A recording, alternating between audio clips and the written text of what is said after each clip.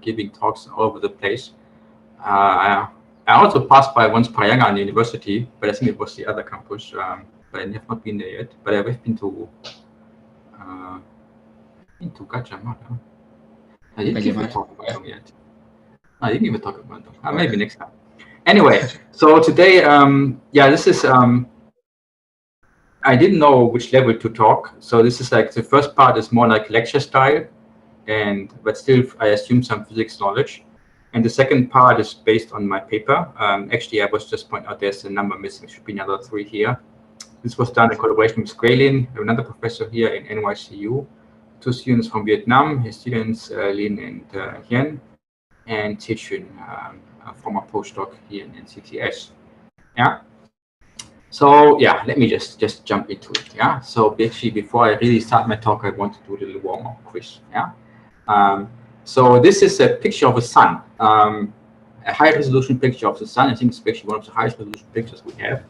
This was taken by a solar orbiter, which is at about half an astronomical unit from the sun away. This was taken in the extreme UV. And it took 1 day to take this picture. Yeah, you can download this picture in super high resolution from this ESA website. Here I had to downscale it, otherwise it would be, of course, super large. And there's also, you see here in the upper right corner, there's the Earth for comparison. Yeah, this is the Earth and this is the sun. So now we can do the same exercise in sun, in neutrinos. And if we take a picture of the sun in neutrino light, I will come back to this a bit later, but let's say we don't use ordinary light, but we use neutrinos to take a picture of the sun. We can also do this, yeah. And this was a picture taken by Super Kamiokande. Here, the neutrino energy is a few MeV. And to take this picture, it took 502 days. Yeah, not 1 day, 502 days. And all you get is this pixelated thing, which looks like some 80s video game. Yeah, but this is a picture of the sun taken in neutrino light. So now my warm-up quiz is, if you compare these 2 pictures, the relative size of the 2 pictures, what do you think is the correct ratio?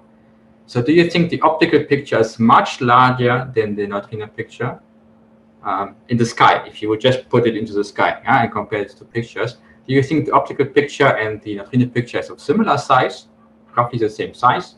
Or do you think the other way around, the optical picture is much smaller than this neutrino picture? So, Rainer, can you do your magic about? We will do now some questionnaire, so you can pick which one you believe. No worries if it's wrong. I also, like 1 year ago, I would have also made it wrong. And then we can see later on, I will ask the same question again to see if I give a good lecture or not. Actually, I did this with my class and I realized my class made things worse. So let's see if I can make it better this time. So it's actually a test on your skill, not the the distribution. It's about my teaching skills, not about your physics skills. Yeah. Now it's okay now to be wrong. Later on, I hope you are correct. And if you are wrong, it's still my fault. So do we have some result?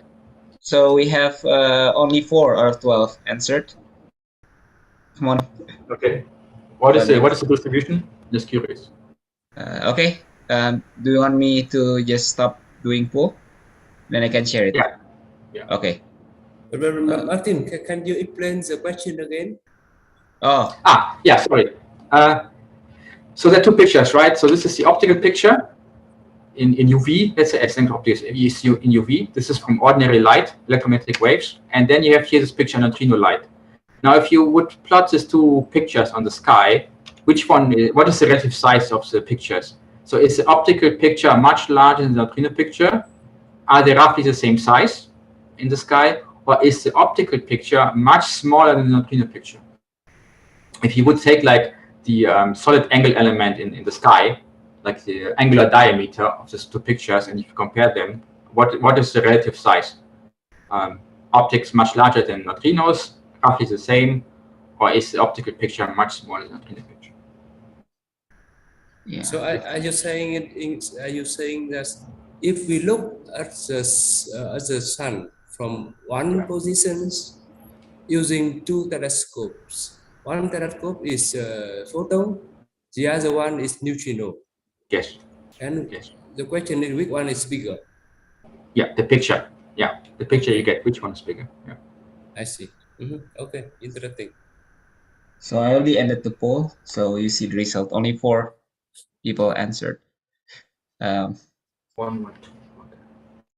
Yes. So yeah, 1 get A, 1 answered A, 1 answered B, and 2 answered C. Okay. Okay.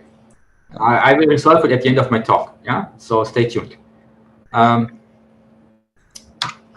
So yeah, let me come to my real talk. Yeah. So first, I want to talk a bit about solar neutrinos in general, which is more about an introduction to on neutrinos, solar neutrinos. Then I will talk a bit about neutrino pictures. This is basically my paper, my recent paper, and then we come to some conclusions. Yeah. So solar neutrinos. Yeah. First of all, this standard solar model, and then I will talk a bit about neutrino experiments. Yeah. Okay. First big question. So why does the sun shine? Actually, that was a puzzle for a very, very long time. Why does the sun shine? Of course, people were kind of guessing that it's some kind of fire. If you go back in history, people basically always thought that there's some kind of fireball, and they were believing that something's burning there, which makes kind of sense because if you burn something, it looks a bit like the sun. No, you can also get like some yellowish, reddish flames, and that looks like the sun. But actually, people then realized that this doesn't quite pan out because they realized if you make a chemical fire, you could not explain why the sun burns for such a long time in particular. Yeah, you would have a chemical fire that should have burned out a long time ago. So actually, only in 1937, this was resolved by Gamow and Weizsäcker, and they proposed that the sun's energy was produced from proton-proton fusion. Yeah, that was in 1937. This is like less than 100 years ago. That Gamow and Weizsäcker came up with this idea that the sun is basically the sun energy is coming from proton-proton fusion. Yeah, and this work was then extended and refined in the following years. There was many papers. It's also the famous alpha, beta, gamma paper, which is actually more about early universe cosmology. But that was the time, basically in the late 30s, 40s, and then 50s, that people studied these fusion cycles in greater detail. Yeah, and then they realized that this is what makes the sun shine and what is the fuel for the sun. So what is happening inside of the sun? So let's have a look at the process. This is a dominating process. So basically what happens is you have 2 electrons and 4 protons, and then they fuse, and in the end you get out 4 helium nuclei, you get out 2 neutrinos, and you get out 26.73 megaelectron volt energy. Yeah, so if you have this fusion process, you produce 26 MeV of energy. And then we can actually estimate how many neutrinos are coming out, because basically per 26.73 MeV, we get 2 neutrinos, and then we can check how much energy arrives on the Earth. The solar constant, this is basically the energy flux on the Earth from the sun. This is 8.5 times 10 to the power 11 megaelectron volt per square centimeter per second. This is how much energy is arriving from the sun on the Earth. And then we just take the ratio here, because we know that basically 13 MeV corresponds to 1 neutrino. Then we can estimate the neutrino flux on Earth. This is 6.5 times 10 to the power of 10 per square centimeter per second. Yeah, that means if you open the palm of your hand, there's a lot of neutrinos going through every second from the sun. Yeah, I mean, I know how large is the palm of your hand, like a few square centimeter. It means basically get 10 to the power 11 neutrinos are going through the palm of your hand every second, which are coming from the sun. This is a lot of neutrinos. Yeah, this is really a lot of neutrinos. I will come back to this, but let's first have a closer look at the PP cycle. Yeah, so what is actually the PP cycle? The PP cycle stands for proton-proton cycle. So you have 2 protons, then they go into deuteron. So this is a combination of a proton and neutron, deuterium, and then you produce 3 helium. And then there's different ways how to go to 4 helium. Maybe you also go to 7 beryllium. The 7 beryllium then could go back into 7 lithium and would also produce 4 helium. Or you can go to 8 boron and also produce then in the end 4 helium. Yeah, so this is a bit more complicated. It's not just this is I write this in the short form here, but this is actually like different production chains, and they all end up as 4 helium. Yeah, this is called the PP cycle.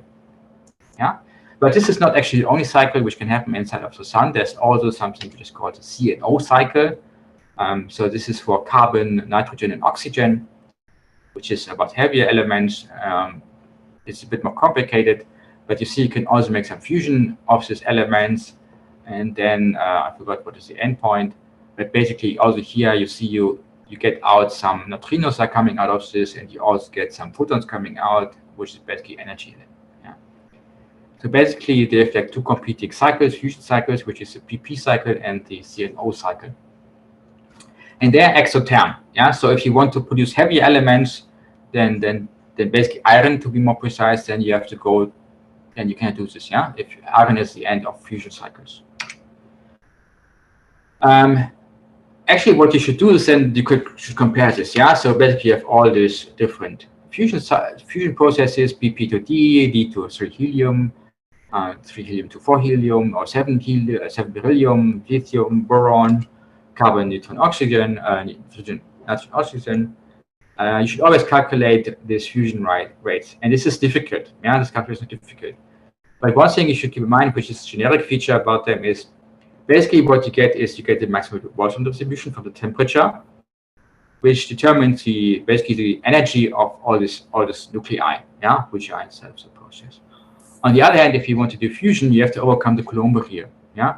So the Coulomb barrier is given by, because keep in mind, nuclei are always positively charged, and to get a fusion, they must get close enough together to be fused together, and this means there's some Coulomb barrier which you have to overcome using Coulomb interaction. Yeah. And then there's like some sweet spot where this is optimal, and this is called the Gamow peak, yeah, which is somewhere between of this Coulomb barrier and this mixed Boltzmann distribution, yeah. And you have to find the Gamow peak and then calculate what is the rated Gamow peak, yeah. So basically, all of this happens at the Gamow peak. And it's a trade-off between kinetic energy and Coulomb barrier, yeah. So people do this, yeah. This is basically the whole game, yeah, you have to play. You have to look at the distributions, Boltzmann distributions, and the Coulomb barrier, and then find the Gamow peaks, and then you calculate all of this network of fusion cycles, yeah. And then you also have to do some additional challenges, because you have diffusion in the stellar interior, you have to take into account opacity and chemical composition. So what are actually the elements which are there at this point? What's the density? You have to look at the equation of state. That means what is the pressure and connection of the density and the temperature, which has some influence on how close they get to each other, and what's the temperature of all of this. And there's many more things you have to take into account.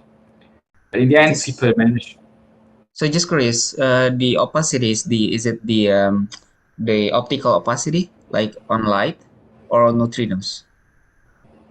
This is for light. For neutrinos, there's basically no opacity. Neutrinos, if you produce them, they get out. Goes through, right? Yeah. I see. This is about basically. I mean, this is the point actually. If you neutrinos, once you produce neutrinos, they basically immediately escape. For photons, it's different. Photons to escape out of the sun takes a long time. It takes a few thousand years actually. Yeah. So you produce the fusion happens inside of the sun in the center, and then the photons to escape of the sun, they take a long time. Yeah. Mm-hmm. And this you have to take into account if you do this kind of computations. Yeah. And of course, if you have high energy photons, they also they tell you basically how you propagate energy through your system. Yeah. And it tells you something about the temperature and blah blah blah. Yeah. So you have to take this into account. Yeah? Okay. So you get like something like an onion model of the sun. Yeah. So it's like different layers of the sun which have different temperatures, densities, compositions, and you have to take this into account. Yeah. It's quite complicated. I never really looked into this in great detail. I read some papers about this, and I got very quickly confused. And it's numerical calculations you have to do. Yeah, this is numerics. This is really numerics, and you have to do some inputs from experiments. Yeah, but people actually can do this for a long time. Yeah, this was done in 1988. In 1988, people basically calculated. Let's take some arbitrary star with some arbitrary temperature. And they're basically wondering what is the dominant cycle? Is it the PP cycle or is it the CNO cycle? And what you realize is if you take colder stars, for colder stars, the dominant process is the PP chain. And for hotter stars, the dominant process is the CNO cycle. which kind of makes sense actually, because if you want to make the CNO cycle, you need more energy. Yeah, so hotter. It's easier to do CNO if you have a hotter star. Yeah, than if you have a colder star. For colder stars, PP chain is more dominant. And our sun has a temperature of around about this is a temperature in 36 Kelvin. Our sun is here, so in our sun the PP chain is dominant, over the CNO cycle. There's also CNO cycle happening inside of our sun, but far more dominant is the PP cycle. And this is from some numerical simulation, which people are actually doing for a long time. And then you can look at where do you produce neutrinos in the sun? And this is shown here. So here, this is the radius over the solar radius. This is normalized. This is about a third of the solar radius. And then different neutrinos are produced in different radii. Yeah. So here's, for instance, the 8 boron, there's 7 beryllium, there's a PP, and there's a HEP. Just to remind you that these numbers, these labels, here, for instance, this is 8 boron neutrinos. Yeah. So if you do this from 8 boron to 8 beryllium, you also produce this electron neutrino here. The PP neutrinos are this ones here, actually. Yeah. So they are here. You have here 2 neutrinos coming out, and then there's also the what else? The 7 beryllium one is here. This neutrino. If you go from 7 beryllium to 7 lithium, you also produce neutrino. So this labels means different neutrinos come from different processes. It means they have different energy spectra and they have different production zones. Yeah, because they're coming from different temperatures. Yeah, this different radii means they come from different temperatures. Inside is hotter.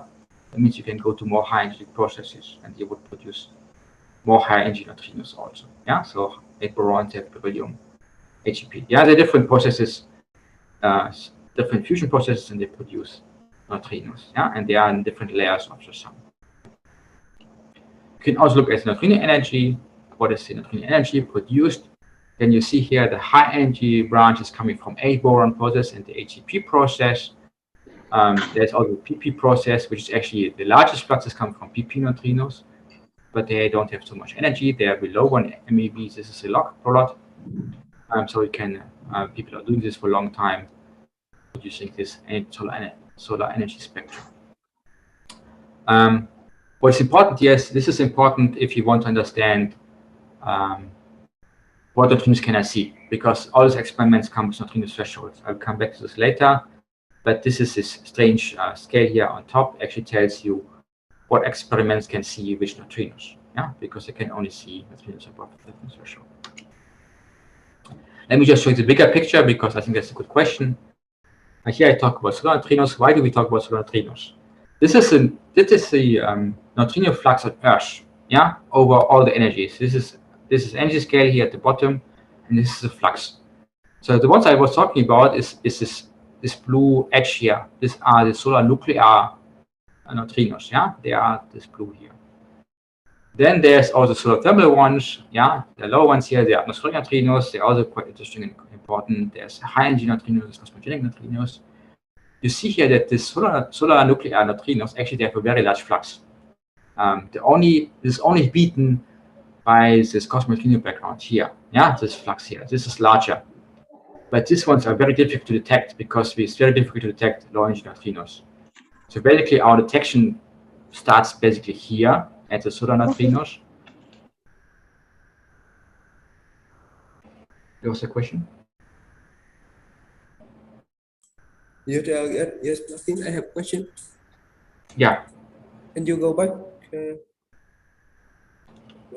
Maybe one more. Yep. Here. So, do I understand correctly that at a small radius, the temperature is higher? Yes. So it means that I would naively expect that proton neutrinos would be dominant at small radius. No, this is not true. It's a bit more complicated because you have to look at the chemical composition as well.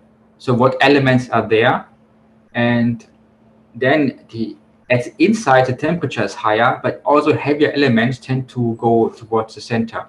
So you have these two effects which are coming together. Also, this 8-boron process, it can only happen at higher temperatures. You need higher temperatures to make this happen compared to the PP. The PP process also can happen at lower temperatures. And if you take all of this together, you realize that at smaller radii, the 8-boron process is dominant, and the PP process is more dominant at. This is actually more complicated because the PP here is really the very first step, Right. and the 8-boron here is this very late step. Mm-hmm. So all of them belongs to PP cycle, but their neutrinos have a different label. So this is a PP one, the first one, and this one can happen at lower temperatures. So it can happen at more outer layers. And then you also have to look into the chemical composition. That means how much protons are there, and here to make it 8B, you need also the 8 borons. So you need a certain density of 8 boron nuclei. And then if you take all of this together, you end up with this figure. Yeah. So it's not just temperature, it's all the chemical composition. What elements do we have at different layers of the sun? Okay, I see. Can you go to the next slide? Yeah. Okay. Okay. Here. Okay, I see. So for the protons, neutrino energy is also small. Yeah. Smaller than the B8. Yeah. Mm-hmm. Okay. Okay. But what is the HEP? HEP is HEP. HEP is it's actually helium proton. I think. Let me check. It's this one here. Okay. It's this one here. Yeah. Mm-hmm. And it has the highest energy. They have the highest energy. Yeah. But they're also quite rare because you see here. So this upper branch only happens 10 to minus 5% of the time. So it rarely happens. Okay. The reason why it has the neutrino there has a highest energy because it happens at the center. Yeah, you have to watch out. It's actually what you have to always do is basically do the you compare the masses. Yeah, you do the mass balancing, and then you see how much energy is coming out. And then here the gap between 4 helium and 3 helium together with the proton is actually the largest one. Yeah, the other mass difference between the isotopes is smaller. Okay, I see. Okay, thanks. So I have a question actually. What is the thermal? Well, so can you go back to the very last slide that you showed? This one? No, the next one. What is the solar thermal there? The solar thermal is you can also produce neutrinos basically from pair production in do something like Primakov effect. You do Primakov, and then you can produce. Primakov effect. Yeah. Yeah. Oh, it's enough to produce some neutrinos from that effect. Neutrinos are basically master, so. Okay. Yeah. So, okay. Okay. Good. Thank you. I didn't look at. They're not so well known, but they're not so well known because basically the problem is we can only see neutrinos which are basically above this line here. So yes. These ones we cannot really see, and you see their flux is much smaller. Yeah. There are some people discussing if we can maybe see them somehow, but going below, let's say 100 keV for neutrino energies is very difficult to find neutrinos. They have below 100 keV. Yeah. So this is very difficult to find them. This is terra incognita here. Yeah, I also worked on this, and I would really like to see this guys here, but this is really challenging to go in this direction. To go to low. It's very difficult. Okay. Higher is easier. Yeah, to go to higher end is easier. Much easier. Of course, like we can go solar and above, right? But then solar nuclear and above, but lower. Never heard about solar thermal before. Maybe just they're kind of exotic. People don't talk too much about them. Yeah, but they should exist. This is all the standard model process here. Yeah, they should be there. Yeah. Okay, thank you. Let me talk, since we are now entering basically the question is what can we actually see? Which neutrinos can we see and which neutrinos can we not see? Yeah, so let's have a look at this. How to find solar neutrinos? I want to focus a bit more on solar neutrinos. If you want to look for atmospheric neutrinos, we can actually still do this, but if you want to look at this high energy neutrinos, you need some different method. Yeah?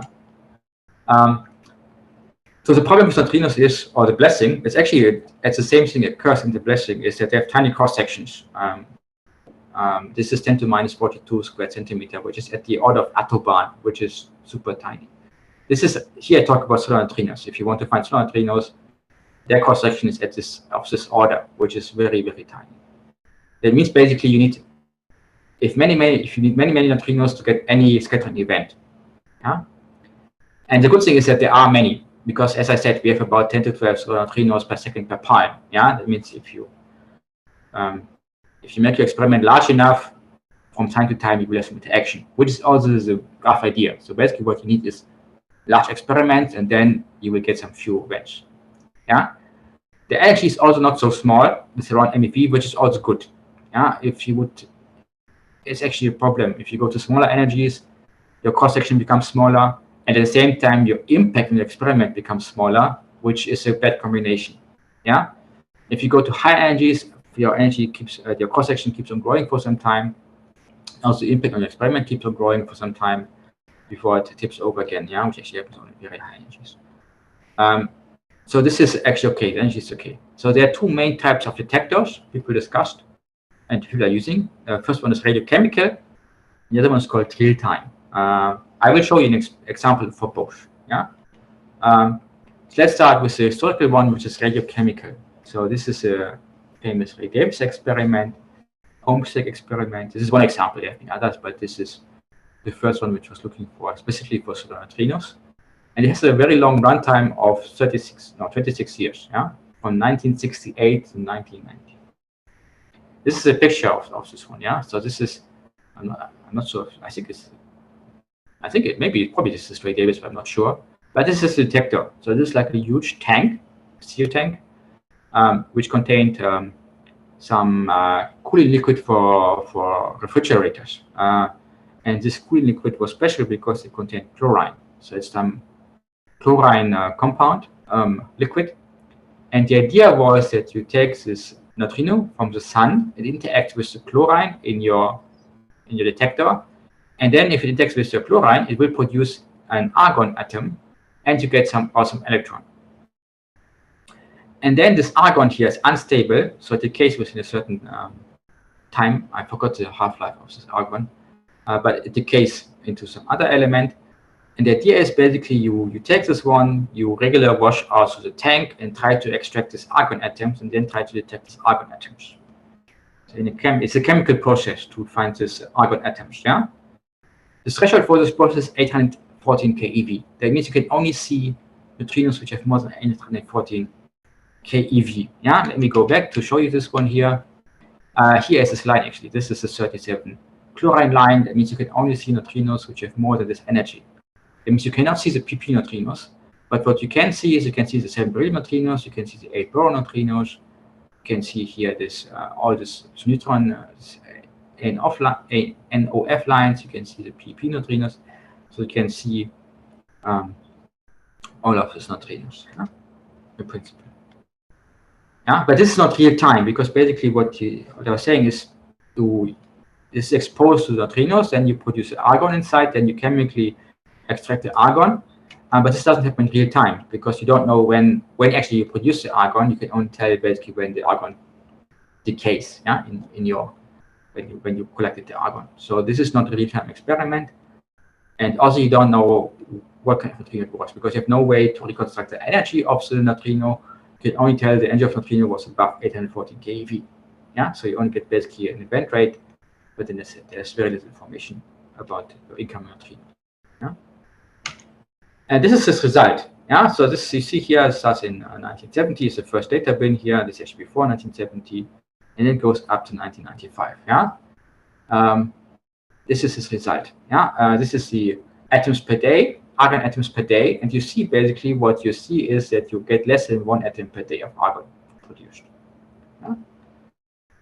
This is some other unit is not so important. So you see, this is actually quite a tough experiment. Yeah, so you get less than 1 atom per day.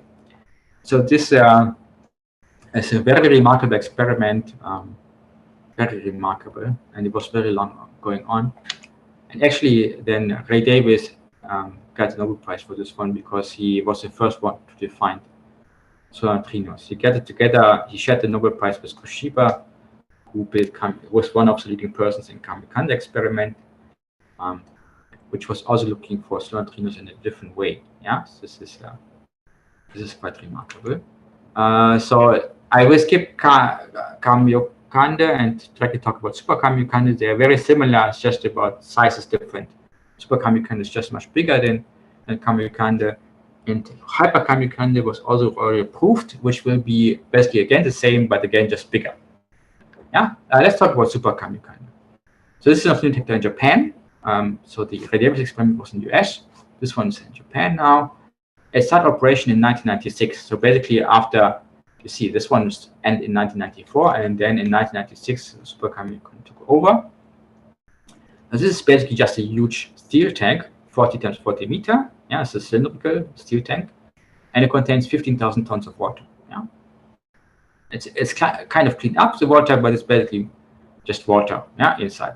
So it's actually it's not toxic. Yeah, the compound Davis was using is toxic, but water is of course okay. Yeah, so if they have a leak, nobody cares.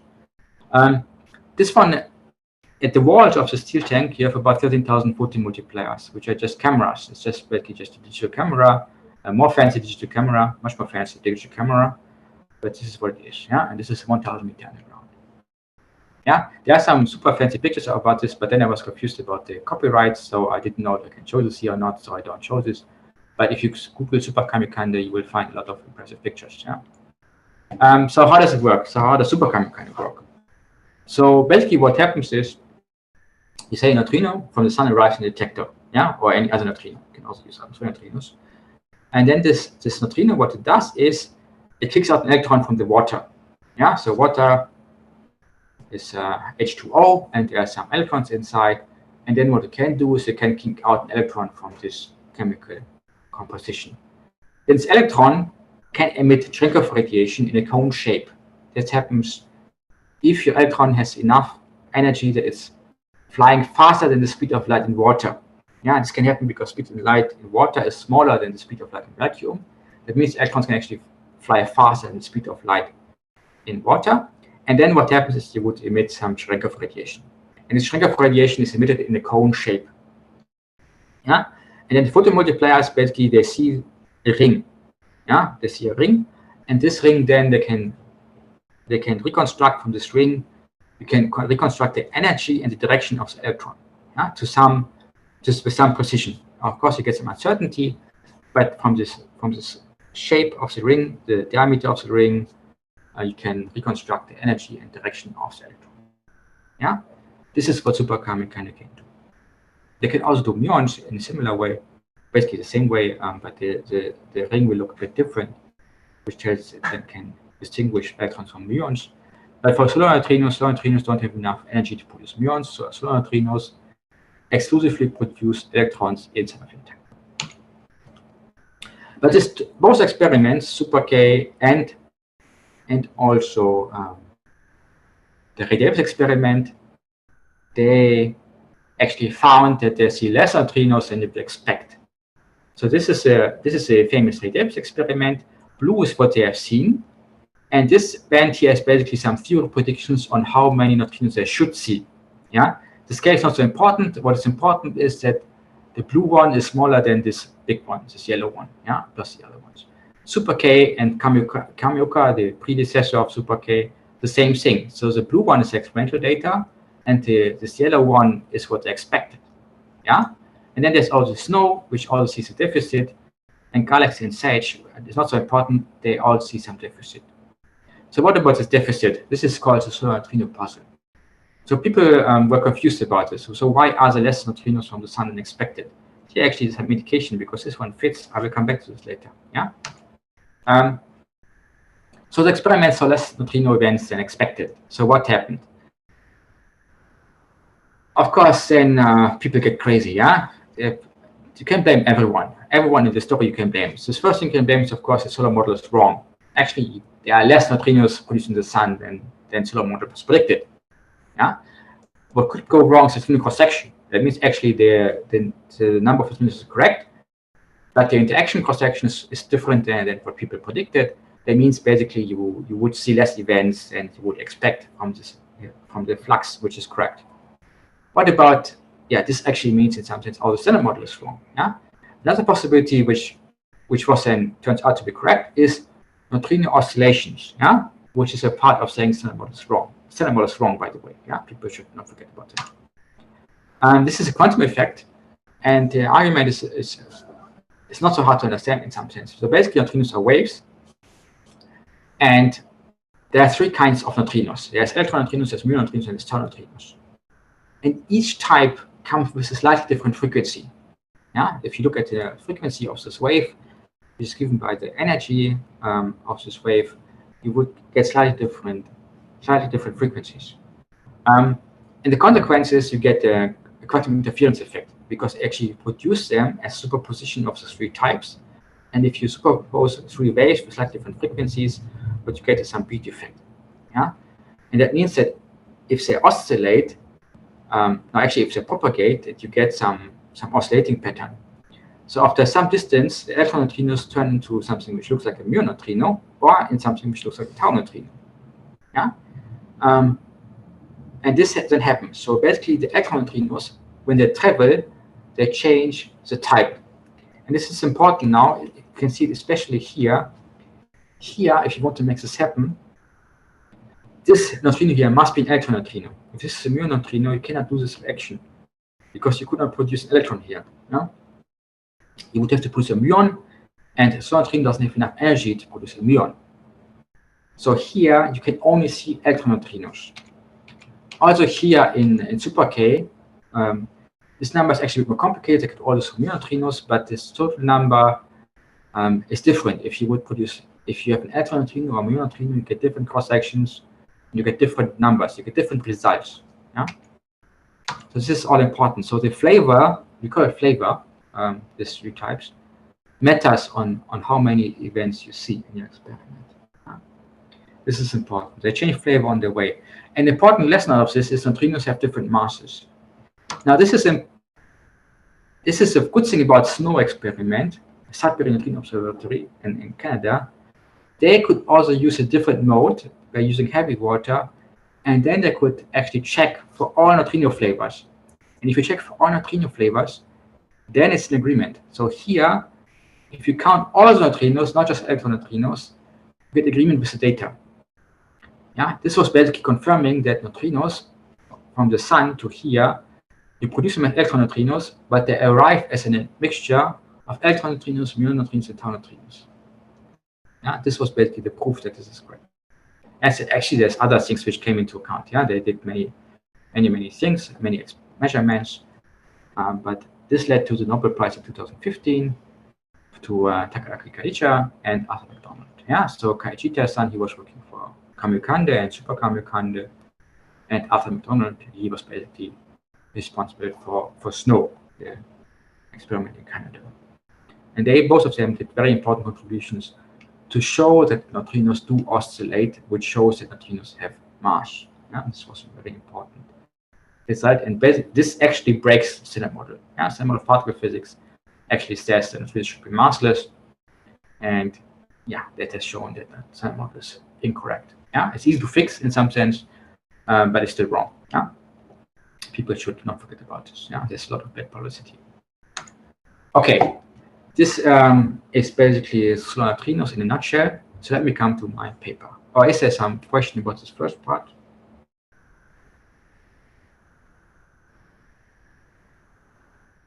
No? Okay, let me talk a bit about pictures. So this is all nice, but actually, so 1 year ago, I was going around and asking a bit around, can we actually take a neutrino picture? Because I saw this in Super K pictures and I want to understand better what Super K was saying when they said, oh, we took a picture in neutrino light. So what is happening? Let's just go through this step by step. So here the idea is, let's say we have some neutrino coming in, and this neutrino scatters from an electron inside of your detector. So here neutrino coming in, it kicks out an electron, and this electron gets some momentum, and some scattering angle between the two. between the incoming neutrino and the electron, you get some scattering angle. And the neutrino then keeps on traveling, blah, blah, blah, but this outgoing neutrino we cannot see anymore. Yeah, this is lost for us. Yeah, so the only thing we can do is we can talk about this electron here. Yeah, and if you look at this, this is what particle people call the 2-2 process. So you get a fixed relation between the outgoing electron energy and the scattering angle. Yeah, there's a fixed relation between the two. Yeah, if you measure this electron energy, we also know the scattering angle. Yeah, but we just know the scattering angle. We wouldn't know there's still some 2 pi ambiguity. Then we actually need to know also what's the probability. Martin? Yeah? Do you know the directions of the incoming neutrino? I will come back to this. So here, I just have kinematics where I just fix the incoming neutrino direction. Here I say it's coming from that direction, or whatever direction. I will come back to this later, what we do about the neutrino directions. Yeah? But especially if you talk about this solar neutrinos should come from the sun. Okay. Yeah, but how I do this, I will come back to this question later on how I treat the direction of neutrinos. Yeah, this is just for one individual scattering event. If we see some electron which was produced, then this is true for the kinematic of this process. Okay, thanks. So here, this is important. The scattering angle is defined as the angle between the outgoing electron momentum direction and the incoming neutrino direction. Yeah, so I don't need to know necessarily which direction is coming from, but this relative directions take here a scalar product of the normalized momentum vectors. Yeah, so the normalized momentum vectors. Yeah, it's a bit more technical. So then, of course, we need the neutrino scattering cross section. This basically tells us what's the probability to get a certain energy of the electron or angle. This is interchangeable. After scattering. Yeah, this is a probability distribution, blah, blah, blah. This is technical, but we know the function is in a model. You can calculate this. It's actually a easy homework problem for students. What we need to do, which is important, is we need to make some trick. And what we actually want to have is something which is called double differential cross section. It means we want to know the probability distribution to get the electron with a certain energy and a certain direction. But I said this is interchangeable because once we know the energy, we also know the direction up to this 2 pi ambiguity. And we can do this by multiplying the normal differential cross section with this delta function here. So this delta function here will take care of the fact that the scattering angle is fixed by the electron energy. Yeah, if you know the electron energy, the scattering angle is fixed, and this is what happens here. So this scalar product here is this angle here. Yeah. And this delta function here then tells us once we fix the electron energy, then we know the direction. Yeah, this is a cool trick, which is actually I saw this done by dark matter people. Yeah, this Gondolo paper is a dark matter paper, directional detection for dark matter. So this is where we took this from, this trick. Yeah, it changes since here changed because here we have some relativistic particles compared to this dark matter story, but we stole back from the dark matter people neutrino physics. Yeah. Sorry. And then what we do is we say our incoming neutrino flux has a distribution energy because they come with different energies, and they also come with some angular distribution. Yeah, that means we look at the sky, and then basically what we should see is some angular distribution of neutrinos in the sky. So here's some constant, and then we have here some normalized distribution functions. One takes care of the energy, and the other one takes care of the directional distribution of the angular distribution of the neutrinos. This one here tells us from which directions the neutrinos come in the sky. Yeah, and this one tells us what is the energy distribution. Yeah. So for solar neutrinos, they are basically independent from each other and they are normalized. Yeah. They're normalized to each other. Yeah? So this is our normalized functions, and then we have just some constant here in front F0. Yeah. But you later on distinguish between 8 boron, PP and HEP, PP will be distinguished. Yeah? Each one comes with its own energy distribution and angular distribution.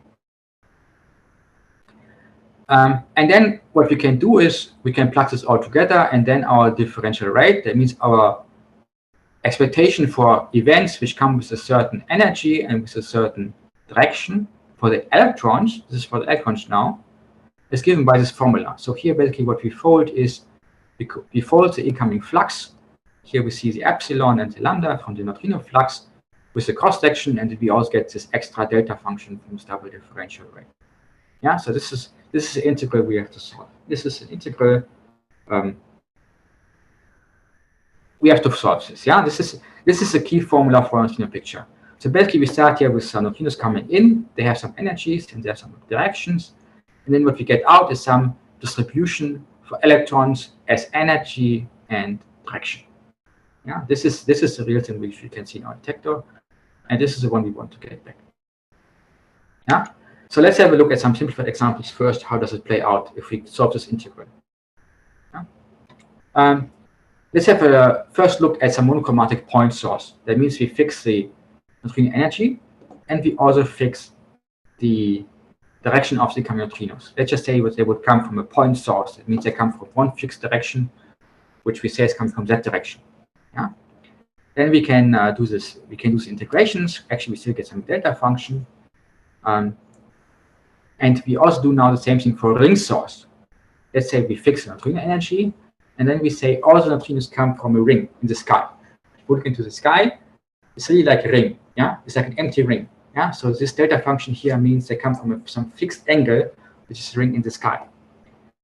And then again, we do this here. We get some integral. It's a bit more complicated now because we have this ring and not a point. And then we can compare them to each other. This is what I do here. So let's have a look at just the angular distribution. So one here, this is the direction of the point. And let's say we take 10 MeV neutrinos, and the radius of the size of the ring is given by the size of the sun. So let's just say we take a ring which is really just as big as the sun. And if we now compare point and ring source, this is what we get. So basically they're almost identical. Yeah? What happens if we increase the energy? So if you take 100 MeV neutrinos, but same story, we compare point source to ring source, then we get this green line, and then we start to see, oh, there are some deviations. Yeah. So for the ring source, we expect to see much, well, actually, still 0.5%, a dip towards the center, towards the center of the ring, but then you get more events if you go a bit more outward. On the other hand, if you would take again 10 MeV, but now you take a ring which is 10 times larger than the sun, so much larger than the sun, you can see actually quite some significant deviations, which reaches a few percent deviation, and you could distinguish the point from the ring source. Yeah, so this is, in some sense, this is the most extreme things you can do. You take either you say your sun is just a point, or you say your sun is really a ring which is empty inside, and also neutrinos were produced at the edge of the sun. This we did as some warm-up to understand the more complicated case of the sun. Yeah. So this is now one step further. Let's just say we take let's have a look at, no, sorry, it's still a point with ring source, but let's take a double differential case. So let's take a look at the double differential rate. So this is the electron energy, and this is the scattering angle, cosine theta e. Yeah, and here we compare the point source, which would give us this white dashed line. They would just give us a line in this plot, compared to the ring source, which would give us this region here. Yeah. So looking at this double differential rate is nice because actually you get more information compared to just this one here. Yeah. So here you just have this ratio. Yeah. Well, you need some deviations, but here in this double differential plot you have really much more information. Yeah. To do this. And so this is the advertisement for this double differential Tsing. If we could show the double differential rate, get more information. We can also do the same thing now for an 8-boron energy spectrum. Let's just say we take the energy spectrum of 8-boron, but here we have a point source, and here we have the ring source. Again, we take the point to be really just a point in the center of the sun, and this is the ring source where we say all the neutrinos are produced at the outer, very outer ring of the sun in the sky. And now you can tell me, where's the difference? Is there a difference? It's hard to tell. Yeah. So this actually tells you that this is difficult to distinguish these two cases because they're very similar, but there is a difference. Yeah. So here we plot the difference of the two distributions and we normalize them. So this is some relative difference. And to also make it better, we show here some log plot.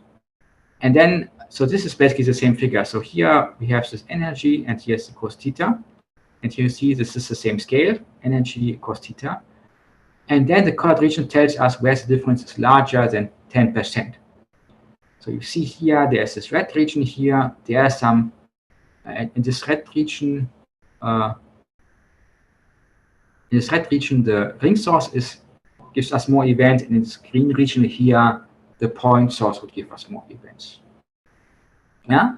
So here, if you would go to the edge of these distributions, then we could see some difference, and this makes sense because naively speaking, if you look at the ring source, because it's more spread out, it should give us a larger picture, which means it should happen at the same energies. It should give us events at larger scattering angles, which is what you see here. Yeah. So this red region here, there the ring source dominates because it gives us a bigger picture in terms of angular size at the sky.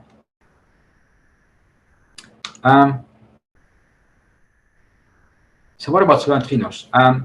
This is still some toy examples. Let's have a look at the picture for the realistic cases for neutrinos. Yeah. So here I just show you 3 fluxes which are important for super K. This is 8 boron, the HEP and the PEP flux. And these are their production zones. Yeah, I showed you this one before. I just do this now as a reminder. You see the 8 boron ones are very much centered. The PEP is a bit more stretched out, and the HEP is even more stretched out. Yeah. How would it look if you translate this one, because this is for the radius inside of the sun? How do we translate this into some angular distribution at the sky? Yeah. So this works in this way. So let's say this is our this is what we consider. So here we have our source, which is a spherical source. Yeah, this is the good approximation spherical. And we want to understand how we can translate the production zones inside of the sphere into some, basically this is like a 2-dimensional picture at the sky, yeah, at some angular distribution. And this is what we have to do. So basically we have to take the surface integral, we integrate along this line of sight, and here we always have to then take into account the production at this point inside of the sun, yeah, which we can get from this radial production right here. Martin? Yeah? Can you go back on the slide? What is the x-axis? The x-axis is the radius divided by the radius of the sun. So here we are at 0.5 radius of the sun. So this is in the dimension is variable radius divided by radius of the sun. I see. And what is the y-axis? The y-axis is basically the this is normalized. So this tells you how much of the neutrinos are produced at this specific radius. This is a fraction. So it's like here you would get 17.5% of the neutrinos are produced in this radius. So if you integrate each line, it would become 1, right? Yeah. So you normalize for each type of neutrinos, right? Yeah. Then this is a normalized rate. Yeah. So this tells you how much. Yeah, this is just normalized rate. How much neutrinos are produced in this bit. Sorry, Martin. Yeah. I have a question for you. And this one, the production rate, what? The neutrino or what? For neutrinos, yeah. For neutrinos. Yes. So, okay. But in here, the neutrino just interact with the 1 electron, right? It's like in the reactor. And in your case, it's very simplified actually. You actually, if you consider like a gas, maybe electron gas, is it maybe more realistic because you talk about the solar, neutrino from the solar, from the sun. So it should be electron gas. It's not like a reactor things. I think you should. I mean, this 1 electron is not enough. You should consider like a like an electron gas. So its medium matter effect is not enter to your calculation actually. Well, you have to separate this. So this one here I talk about production. So here, this is what's happening inside of the sun. Yeah. So this one I take from this nuclear physics guys, and I don't know what they're doing, but this is what they're telling me. Yeah. So actually, the production rate also related to the cross section that you calculated, right? So such kind of even that like a Bremslung pair annihilations, whatever reaction for the neutrino, you should if you consider in the sun or the other, you should consider like a electron gas. It's not like an electron like in the reactor. In the reactor is 5. The equation that you saw me also, the differential cross section is the differential cross section is you know, that equation is just only for the reactor actually. These calculations, yes, there's no matter of fact there. Yeah, I don't do well. Okay, for matter of fact, you talk.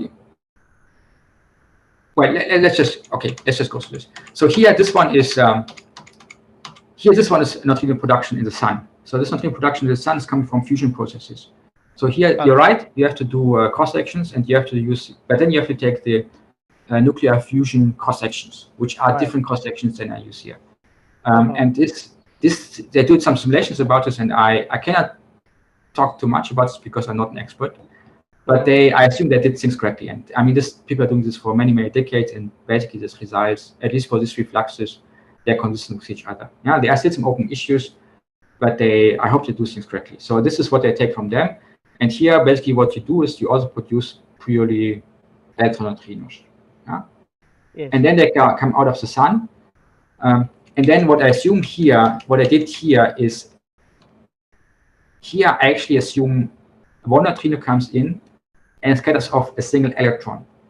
Yeah, that's why I said that you don't consider the matter of fact there. For realistic one, you should consider like a dense gas matter, a gas electron. That I was thinking. You should modify such kind of the electron. It's not only one electron. That's if you. That's what I was thinking. Yeah. I don't know. So the problem is here, what you should do to be more correct is, you're right. What you should do is you should actually consider that this electron is actually inside of an atom, a molecule actually. So and there's some binding energy, which you should take into account. But this binding energy is very small compared to the energy I talk about. So there's some correction. You're right. But this is, I can get this correction. This is like a less than a per million effect. This is very small. I mean, this neutrino energy here is MeV and also electrons, which I will later on be able to see. They have mega electron volt energies. So the binding energy of these electrons, which is more like electron volt, is really a minor effect. But it's true that it actually takes into account if you do this very properly. And then also, the energy that you've taken is correct for the like a sun or neutron star or some kind of things. Around MeV. But for the reactor, it's a keV. I don't talk about reactor neutrinos here. All I do here is for solar neutrinos. Solar neutrinos have MeV. But your calculation for one electron. Yeah, but then, I do one electron here. And then basically what I'm doing here is, what I'm doing is I do like a fixed target experiment. So basically what I'm doing is I'm shooting, if I talk about this one here, I'm shooting neutrinos on a bunch of electrons, which I basically assume that they are homogeneously distributed over my detector. So basically what I'm doing is I treat it like something like a gas of free electrons. Yeah, that's why I say if you but you should modify something there or add some correction in your calculations, because what you saw is just only one electron like in the vacuum one. It's like in the reactor. So actually I mean, I'm not saying that this correction is fully correct. There's certainly some corrections you can take into account. But here, what I'm doing here basically is, here I do this basically. So here I take into account electron density in my material, and I count how many electrons I have in my material. But I do not take into account any electron-electron interactions or like binding energy stories. Ne is electron density. Yeah. Okay, I see. So basically here you care about the detectors, right? When you do this, I have to plug in the right numbers for my detector. Yes, like super K or whatever, where the it's quite rare that the electrons would interact against each other, for example. Yeah. Right? Yeah, you should consider like a electron correlation. You call it that way. Yeah, but I took this from basically what my understanding is what the super K people are doing, and I think for super K, for solar neutrinos, all of those corrections are small usually because they are energy scale much smaller than solar neutrinos. But if you consider like a dense matter, like a gas electron matter, this will be changed anyway. Yeah, if you go to high densities of electrons, definitely this will change. Yes. But I think for super K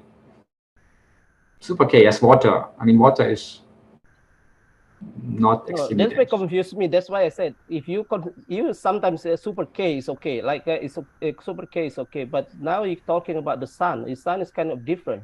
Yeah, but I separate it. So this one I do in the detector. This is what I do in the detector, and here I basically treat it less. Basically free electron gas in super K. This is what I do in super K. So, but now then I go to the sun, and this is coming from the sun, and in the sun, of course, a lot of sun is nasty. But this I just take from the people who know about the sun. I just take it from them. I'm not this is definitely much more complicated because you have to take fusion cross sections and opacity and blah blah blah. You have to take many things into account. But this is not my business. Yeah, I just assume that what it is correct, and then they tell me in this radius of the sun that you get so and so many neutrinos you would produce. Yeah, from this process. This is what they tell me. Okay. Thank you. And then they produce in the sun, and then they produce, and then they arrive on Earth. Yeah, and then they arrive in super K. Let's say. Yeah? But the question is here still, like, if I would look at this, let's see, I could see neutrinos. How many neutrinos would I see? And here, neutrinos, as I said, they basically escape out of the sun with no problem. So basically, whenever you produce them, they all get out. Yeah, this is a good approximation. Yeah, and then what I have to do is I have to do this line of sight integral. Yeah, and then I have to combine it with this radial information. So basically, I have to translate my line of sight integration to some radial integration. And this is what I get. I just show you the result. There's some formulas, but it's not so important now. And this is I would get. What is lambda here? So this is lambda is basically this.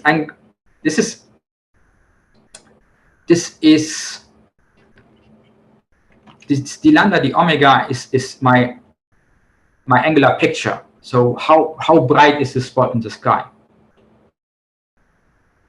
This is also normalized. This is a normalized distribution on how many neutrinos I would see from a certain point in the sky in terms of angles, theta and phi.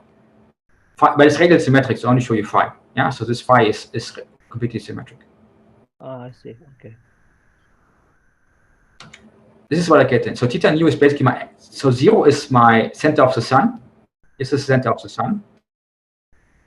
And then I go way outside. So this is the radius of the sun. So this radius actually is like 0.05 degrees or so. Now this is actually a radians, 0.005 radians or so.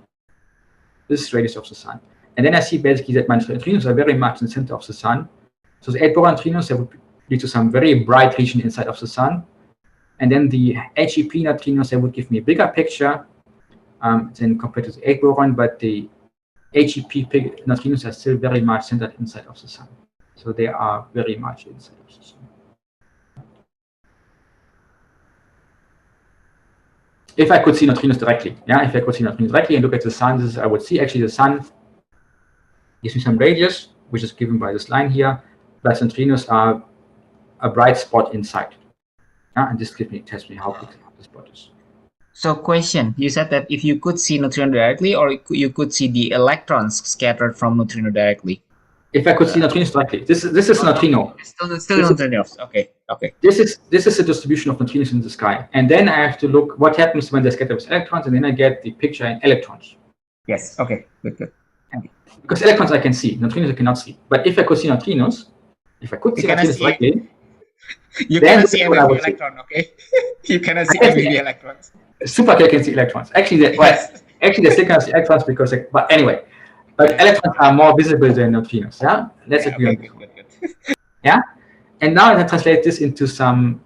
Then I can do this now for 8 boron, and I do this now. This is now the double differential for 8 boron. So this is the cosine theta E, and this is the electron energy. Yeah, So here, now, sorry, I changed coordinates. So 1 here, this is the center of the sun. And this is where I get, I get quite a number of events. And then the farther I go away from the center of the sun, the lower the electron energy becomes. This is basically this relation between scattering angle and electron energy. This is basically hidden here. But because 8 boron is continuous spectrum, I get this band. And if I would do this as a double differential, this is what I would get. I can also show you the angular distribution. This would be the angular distribution.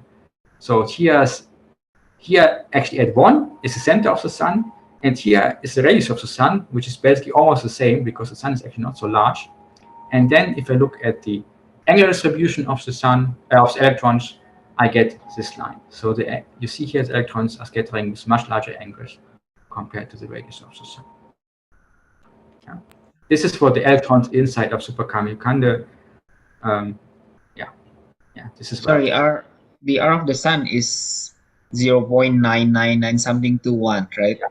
Yeah. So it's not, is that that vertical line is not exactly at 1.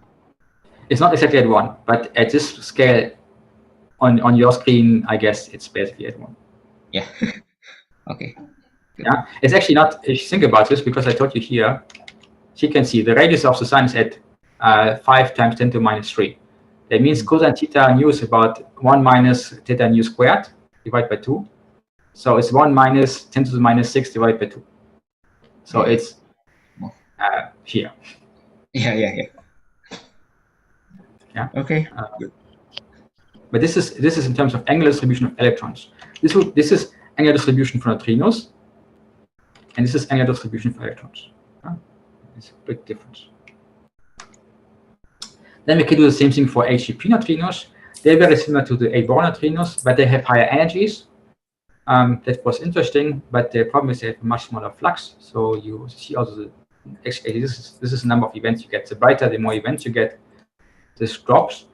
What I would like to show you is PEP, which is more fun. PEP neutrinos, they have monochromatic energies. Their energy is fixed. So if you would look at the energy spectrum, they just give you a peak, just a line. And then you get this very nice, very sharp line. That's actually fun. And this is different compared to them. So this is actually might be nice to see them because they just give you such a nice straight line. So to spot them is much more easy, in some sense. So it could be also fun, but they are rather low in energy. So for Super K couldn't actually see them. Super K has a threshold here, 3.5 MeV. So Super K cannot see PEP neutrinos, but they should be there, but they cannot see them. And there's one more issue. We have all the experimental errors. Actually, Super K, we take Super K numbers now, they have like an angular resolution uncertainty of about 20 degrees angular for the electrons and 1.5 MeV for the energy. And if I take here now, this is a combination of the 8 boron and the HEP pictures, and I blur them with some experimental uncertainties for this one, I get this picture here. So basically, this very nice shape here turns into this blob. Sorry, Martin. Can I have a question again? Yes. Why you take the value of the cos theta E 0.9? Not what happened below 0.9? I could just extend it. This would just keep on going. It would become like more and more thin and more narrow. But at some point, it would also just stop. So I don't forget at which angle, but basically at some point it will just I see. stop. So it just keeps on okay. going. So this is the maximum distribution. I could go to 0.8. I would still get some events at 0.8. I still get events at 0.7, but I just The problem is I saw some numerical issue, because all of this is done on some discretized grids.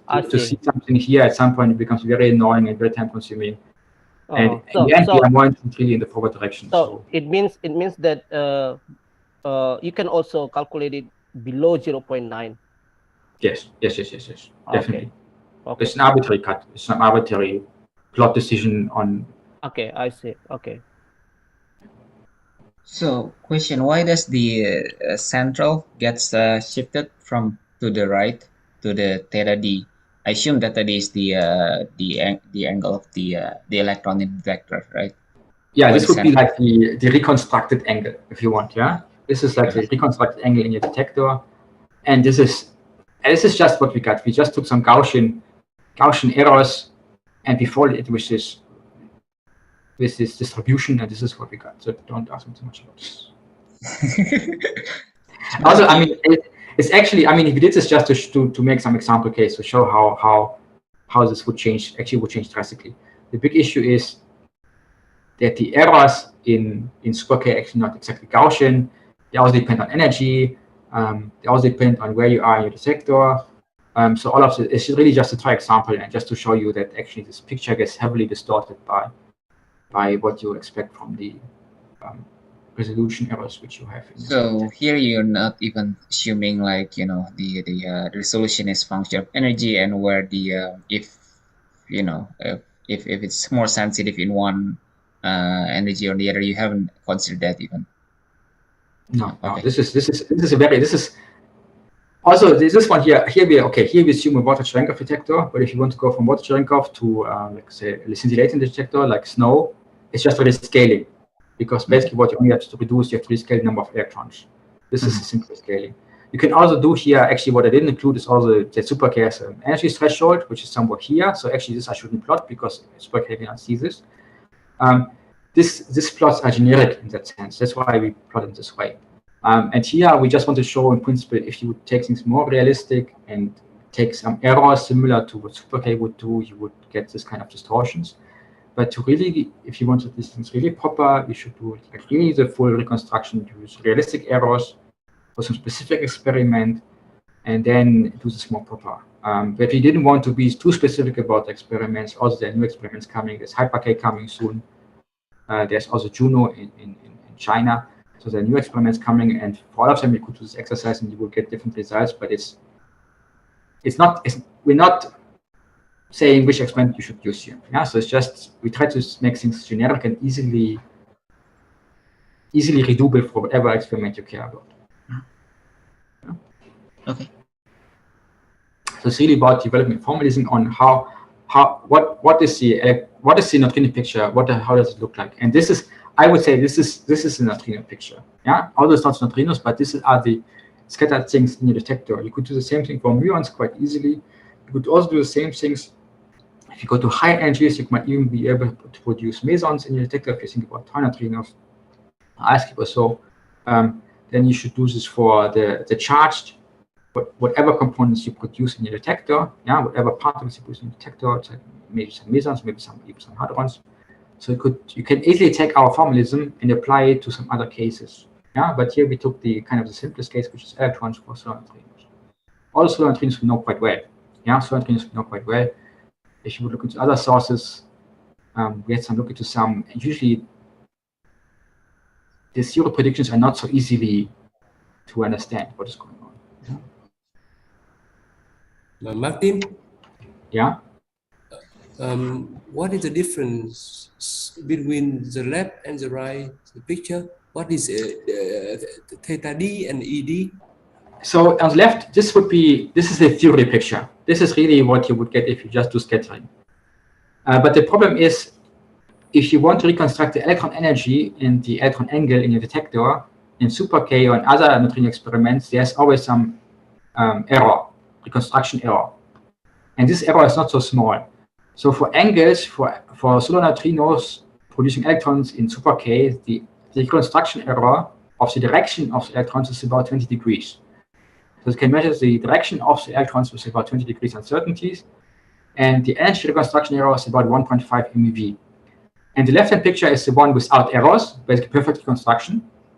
On the right-hand side, we just blur this picture with some Gaussian errors, assuming 20 degrees angular uncertainties and 1.5 MeV energy uncertainty. So this ED and theta D, this would be something like the reconstructed directions and reconstructed energies, assuming this very, very, very simple error model. Okay, yeah? I see. This is true picture, and this is the pictures experimentalists would give us. But it's a bit simpler. It's really heavily simplified, but this was just to show that this true picture gets heavily distorted by experimental uncertainties. Okay, thanks. Okay. So let me come to let's see if I was teaching you something useful. Yeah. So let me again ask you now. So this is a picture from Super Kanye. Yeah. This is a picture Super Kanye took. So now I'm asking you again. So what do you believe? So this is Super K picture compared to the optical picture. What is the case? Is the neutrino picture much smaller than the optical picture? Is it same size as optical picture? Or is the neutrino picture much larger than the optical picture? Can you pull up again the question? Yeah. Well, we have more people now. Hopefully, more people will answer.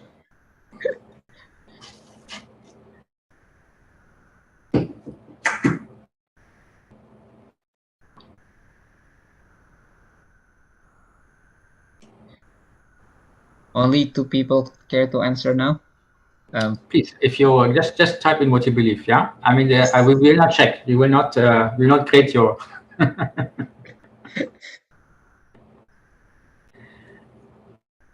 6 out of something.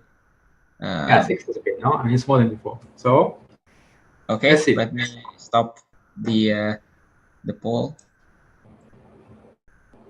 All right, so this is the result. 2 out of 6 answer A, 1 out of 6 answer B, and 3 out of 6 answer yes, C. So you get more people answering correct answer, Martin. I get one more answering correctly. I'm not sure. Let me count the success. Let me count the success of my teaching. So here's the solution. Yeah. So actually, it's easier to see here now. So this is what Super Kanye results are.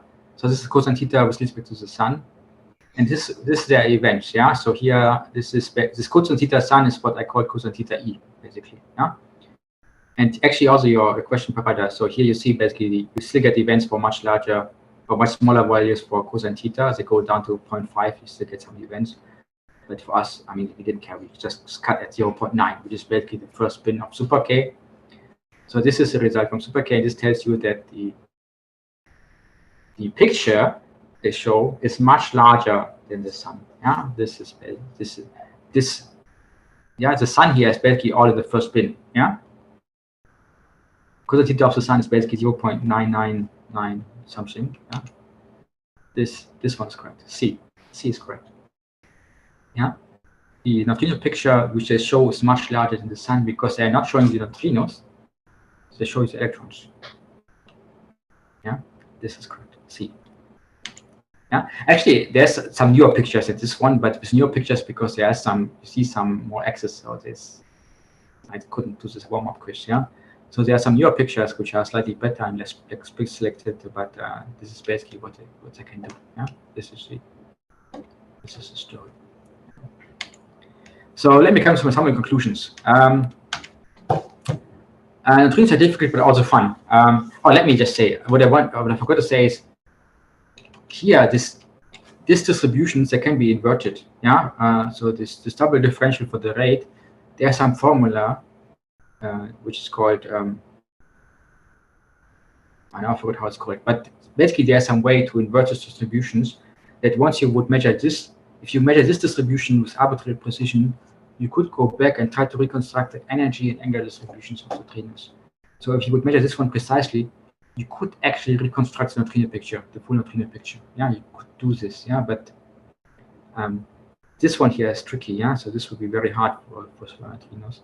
And also try to show you basically if you want to just do some more extreme case and say, could we actually distinguish that the sun is a point or a ring? Even this one is very difficult. Yeah, because neutrinos don't have enough energy and the sun is too small. Yeah, but for other sources it might be more promising. So some conclusions. Neutrinos are difficult, yeah, but they're also fun. I think they are fun. Of course, fun is always a subjective thing. Yeah, some people might like it and not like it, but definitely, what is definitely objectively true is neutrinos have been crucial to understand lots of things. They've been crucial to understand why stars shine.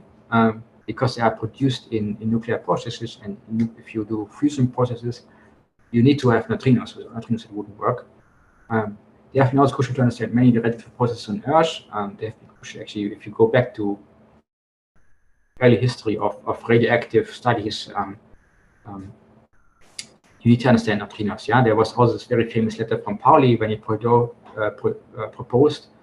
neutrinos to the community. He started the letter with "Dear radioactive ladies and gentlemen." Yeah, so radioactivity are closely connected to neutrinos. Yeah, they play a crucial role in radioactive processes. They also told us that nature does not respect parity or mirror symmetry. And they also play a crucial role in the formation of elements in the early universe. Basically, all these fusion processes also happen in the early universe, which is called Big Bang nuclear synthesis and stuff like this. And yeah, I think they're pretty crucial to understand many aspects of nature. So neutrinos have been interesting and still are interesting up to this day. If you just think about this Nobel Prize for, I mean, superchemical is still running, yeah, and they got Nobel Prize for the discovery, yeah.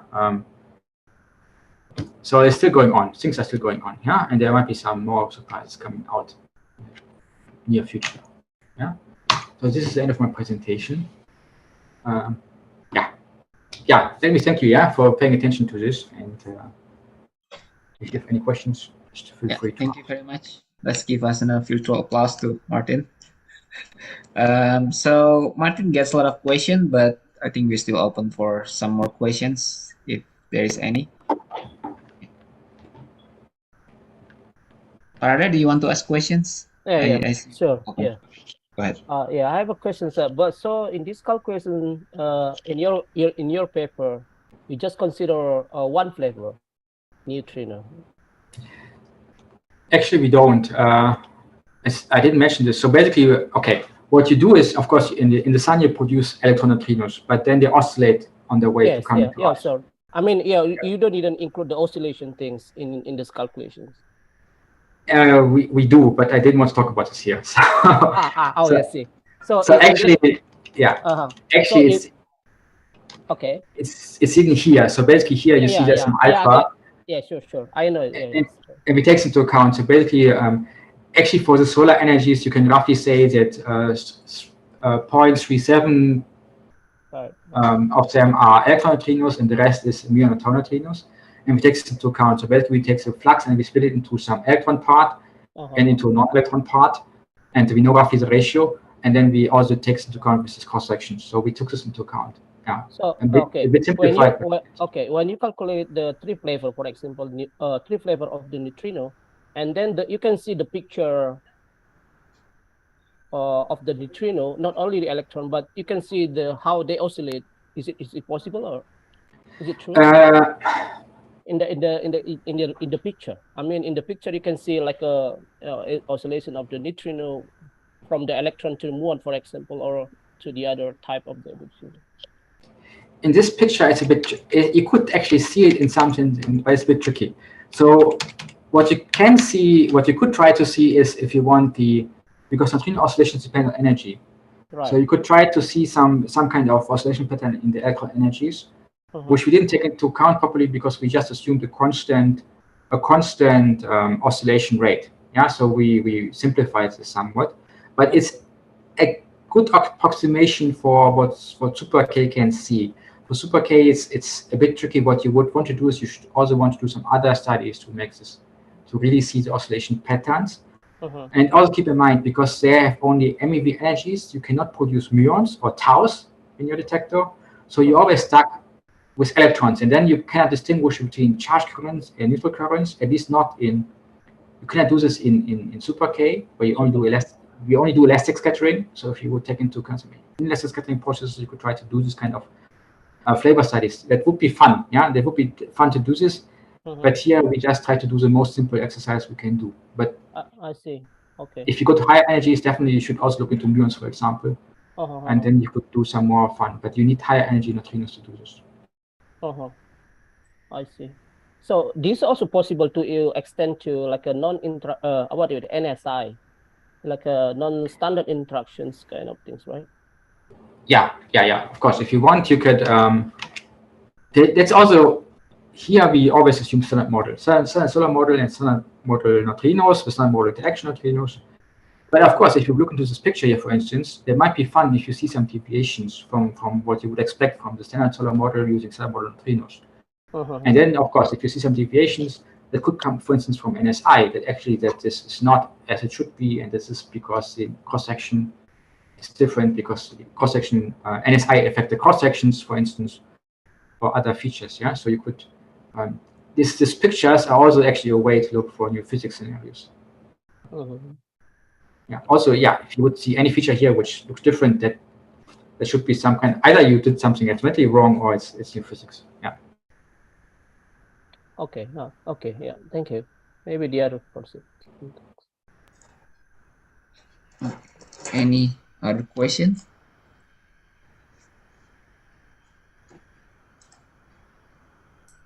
Yeah. Maybe a quick question. Martin? Yes.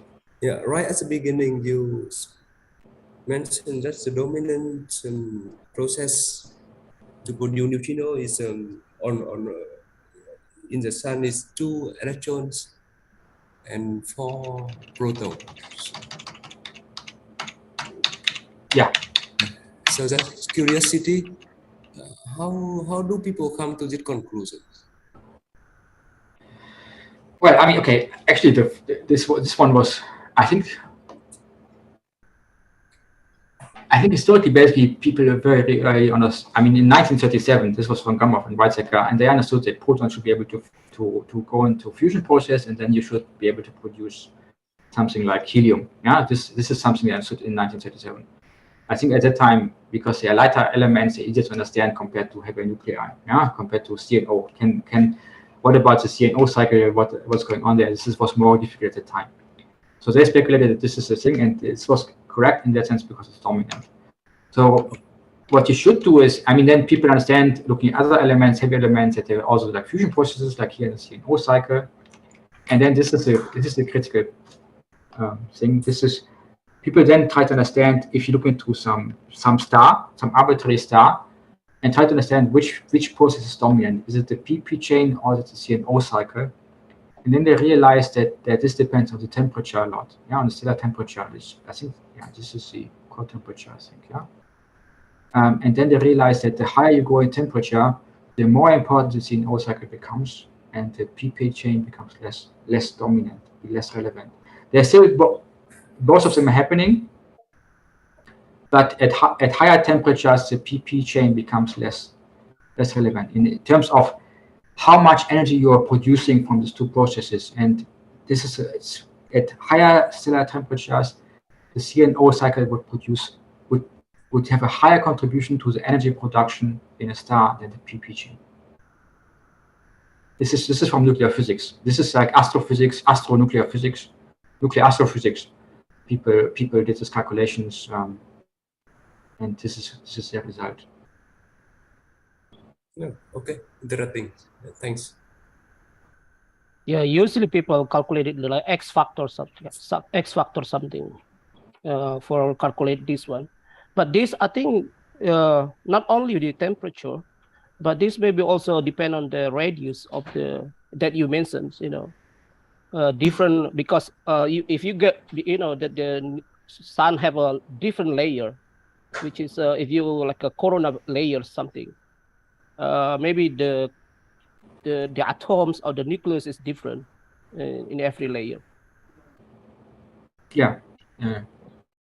Actually, this is also was something I was wondering. How does it change with the age of the stars? Because basically that the newer stars, they contain more heavy elements than younger stars. Like right, yes. Very old stars, because very old stars there was not so many heavy elements around. Yes, that's right. There might be some extra pollution, but yeah, well, this is from 1988. This is knowledge from 1988, and I'm not sure.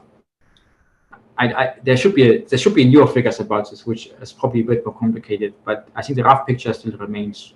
Yeah, this is still to some leading order effect. So, I have a question, but can I put it your conclusion into a grimmer way to see it? Meaning that, well, So even if we had a very good resolution electron solution at super K, like 100, really precise, there is no hope for us to see the sun in neutrino, like to have a good angular resolution on the sun of neutrinos, or even like pulsars or any other astrophysical objects. Can we say it that way? Well, I think for the sun it's a bit tricky. For the sun it's a bit tricky. For other astrophysical sources, I would not agree, because other astrophysical sources, they might have higher energy neutrinos. And if you have high energy neutrinos,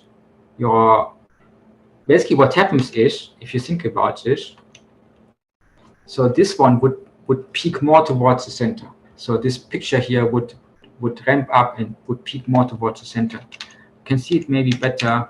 Actually, you could also say it here, yeah? So basically here, this would go just much more towards one. You would get a much stronger peak at one.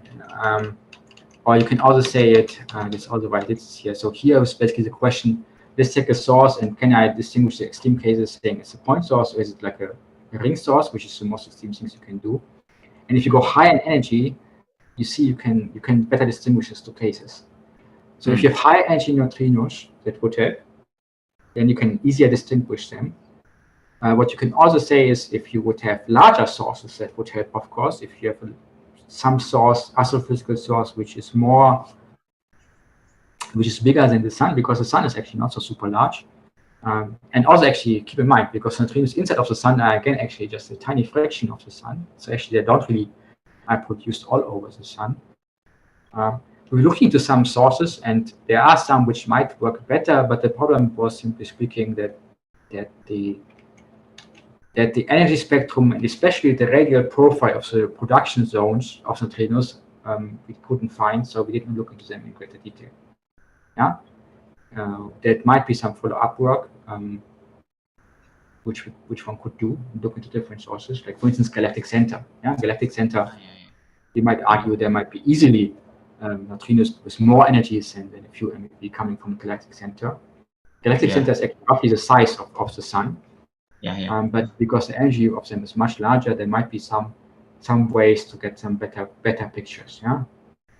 So basically, the argument is that because you have to go to electrons or muons or whatever, there's always some intrinsic blurring effect. But this intrinsic blurring effect becomes weaker if you go to higher energies.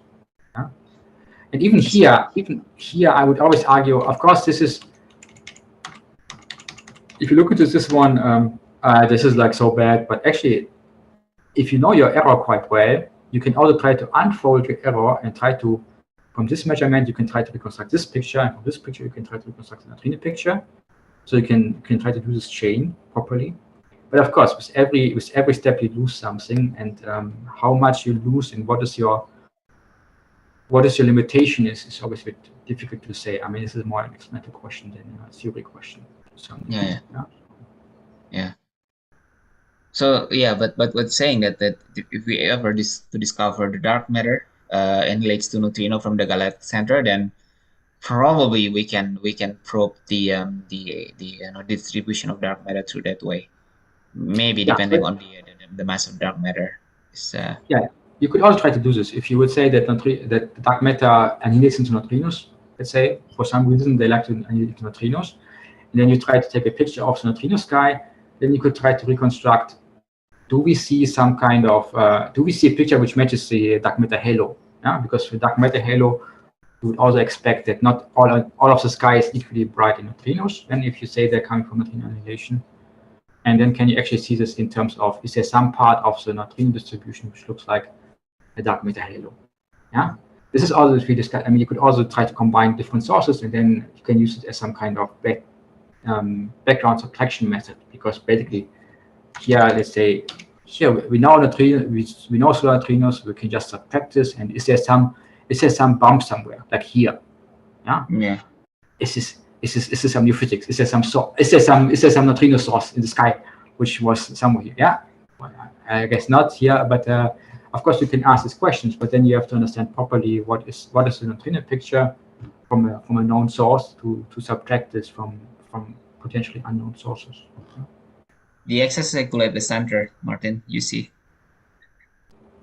Yeah.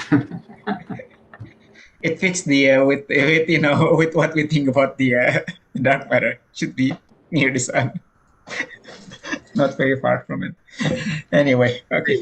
Yeah. You can ask all those kind of questions. Well, I mean, we did this. To me, it was more like a fun exercise. I'm not super sure how useful this is. I think it also depends strongly on how our understanding of neutrinos changes in the future, how good our detectors will be in the future. And this was actually what I didn't show you, but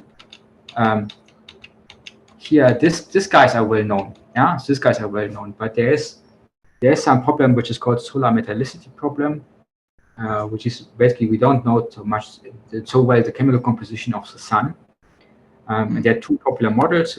One is like high Z and low Z model. Both of them have their pros and cons. But one way to distinguish them would be to look into I think it was a 14N neutrino flux, and then there's like one is like peaked more towards the center, and one is peaked more towards the outer regions of the sun. And if we could reconstruct this picture, we could actually tell which one is correct, because it's like a binary decision. But this is super difficult, yeah, because the neutrino energy of this guys is even lower than a boron ones, and so it's very difficult. The flux is lower, so it's very difficult to make this distinction. But that was one of the motivations why we looked into this, because we said, in principle, we take a picture of the sun and then we're good to go. We can just say, look at this, but it's hard, yeah, to make this work. Yeah. Okay. But sorry, but by seeing this picture, neutrino production rate is only in the outer layer of the sun, actually, mostly, because it usually see the what is zeta. It's a 0.3, and then that flat to 0, right? After that one, and then it means that if I can say that the production rate of the neutrino is just only like the maximum range is at 0.3 something. So it means that in the outer layer of the sun, maybe, if I can say, is it true? No, this one means everything is towards the center of the sun. Yeah, I mean, we should translate this better into this picture, and then you see here that the A boron, the HEP, and the PP, they're all very much. 0 is the center of the sun. Here's the center of the sun. They are all centered towards this. But what I didn't show you is, well, if you would see some peak here out there, if you could resolve a peak some out there, that would be phenomenal. That means we have to rethink solar physics. Well, why is there? Why do you produce neutrinos there? But actually, there are also other components, and the other components. I remember there was one. I think it was 14N, which also definitely reaches more out. I mean, I only saw this picture. We didn't translate all of them. There was one which had a peak somewhere here. Okay. But this was a component which is anyway difficult to see. This was from the CNO cycle, and the CNO cycle, I guess you know, was only recently discovered by Borosino. So this is hard to see in Super K. Yeah? Okay. So there are some other ones which reach. Wait, I can actually. Let me go back. I had one where there was many more components. Here, right? Yeah. They're not here, but there are some from the CNO cycle. There are some which go a bit more out. Yeah? Okay. Okay, thank you. Okay. Any more questions for Martin?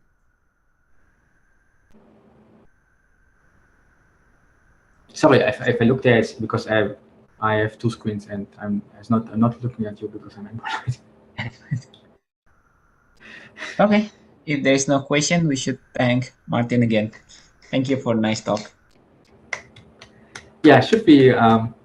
We have some more. We want to have some more informal discussions about some more community issues. Yeah, so we can. So